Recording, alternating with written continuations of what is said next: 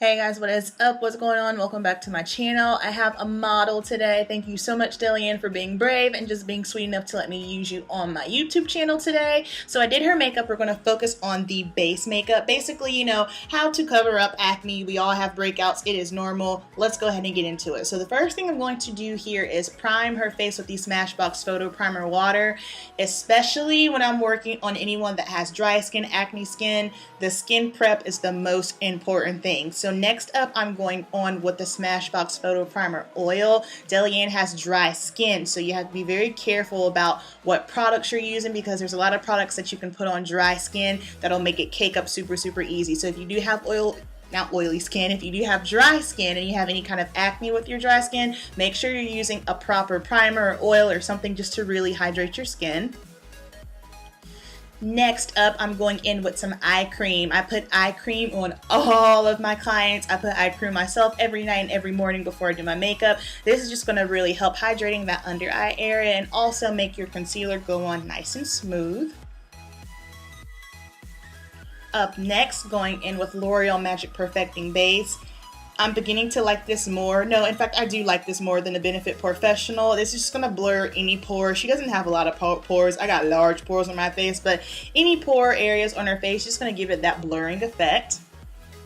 Alright, color correcting. So, as you can see, Dillian's got fair skin. So we're going to go in first with some green. The green is just going to help really cancel out that red. And I'm using the green from my Stila color corrector palette and just really stippling it on.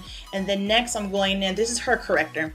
I'm using the LA Girl Pro corrector and it's not the really orange one, but it's a peachy tone. Now this is going to help to correct any kind of dark acne scarring she might have on. And then I'm just going to slightly press over it with my finger, and then to furthermore blend that out a little bit, I'm going to take a stippling brush. I love using stippling brushes, especially this tiny one from Real Techniques. It's not too big, so I can really be a little bit more precise and just make sure that everything's nice and pressing into the skin evenly. And then next up, I mixed up some concealer for her with the matte quads. Okay, so I use these wedges on everybody. Here's a little tip. Use a wedge and wet it, soak it up just like a beauty blender. It will expand and it blends out like a dream. So I like to start off in the center of the face and working my way out. So I always conceal under the eyes, in the center of the face, highlight, bring what I want to bring forward first, and then once I have the center of the face done, then I'll go ahead and continue on with the perimeter of the face with some foundation. The foundation of choice today is going to be the Makeup Forever Ultra HD Stick. I love this foundation for my dry and my mature skin because it's not cakey, and also because we need a little bit more coverage. This will give you full coverage. So as you can see, I'm applying this a little bit differently. I'm not using a sponge. I'm using a flat brush and I'm working directly from the stick. Now with this flat brush, I'm not swiping it because once you start swiping it, it gets streaky and you won't get full coverage. I like to just pack the product on where I need the most coverage at, and then once I get the product on, I'll go back in with that cosmetics wedge. Make sure the wedge is wet. I'm telling you guys, this is like, I love doing this. I don't use beauty blenders on my clients just simply because of sanitation reasons, but I like to use these cosmetics wedges. I can throw them away. You can wet them just like a beauty blender and it blends out perfectly. And again, I'm just going to go ahead and finish up on the other side of the face. I like to work on one side of the face and then finish off with the other. So I have her foundation on. And then I'm just going to go in with the sponge now. I'm just going to furthermore make sure everything is nice and blended into her skin.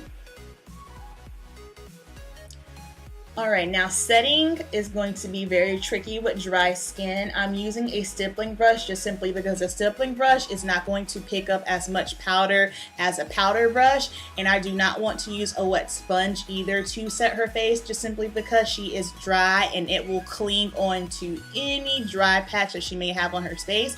With the stippling brush, I feel like I have more control. I would rather grab a little bit of product and work my way up versus going in with the powder brush or a powder puff and just slamming her face with way too much powder.